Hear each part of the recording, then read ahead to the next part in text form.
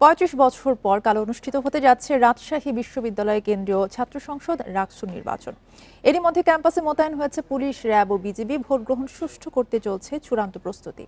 কর্তৃপক্ষ বলছে, নিরপেক্ষ ভোট নিশ্চিতের পাশাপাশি দ্রুততম সময়ে ফল প্রকাশে নেওয়া হয়েছে সার্বিক ব্যবস্থা। প্রচারণা শেষ মঙ্গলবার। এখন অপেক্ষা রাকসুর ভোট গ্রহণের। ৩ দশক পর অনুষ্ঠিত হতে যাওয়া নির্বাচনের জন্য ক্যাম্পাসে জোরদার করা হয়েছে নিরাপত্তা। নির্বাচন নির্বিঘ্ন করতে পুলিশ ছাড়াও মাঠে থাকছে বিজিবি ও র্যাব সদস্যরা। বহিরাগত প্রবেশে কঠোর অবস্থানের কথা উল্লেখ করে কাউকে ছাড় না দেওয়ার কথা জানান আরএমপি কমিশনার।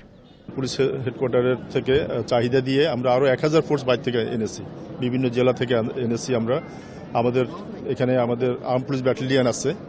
এর বাইরে আপনারা জানেন যে আমাদের রাজশাহীতে কর্মরত বিজিবি, তারপরে র্যাব, ওনারাও আমাদের পাশাপাশি দায়িত্ব পালন করবেন।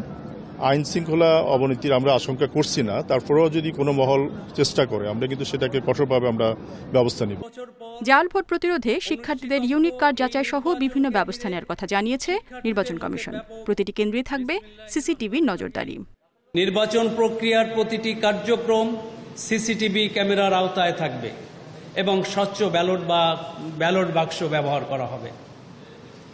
নির্বাচনের ফলাফল প্রস্তুত করার জন্য একটি অভিজ্ঞ এবং বিশেষজ্ঞ সদস্য নিয়ে গণনা ও ফল প্রস্তুত কমিটি গঠন করা হয়েছে।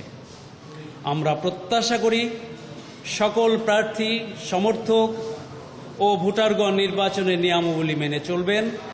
বৃহস্পতিবার সকাল ৯টা থেকে শুরু হবে ভোট গ্রহণ। 9টি একাডেমিক ভবনের 17টি কেন্দ্রে ভোট দেবেন শিক্ষার্থীরা। এবার রাকসু নির্বাচনে 11টি প্যানেলে অংশ নিচ্ছেন 247 জন প্রার্থী। মোট ভোটার 28,901 জন। Independent news.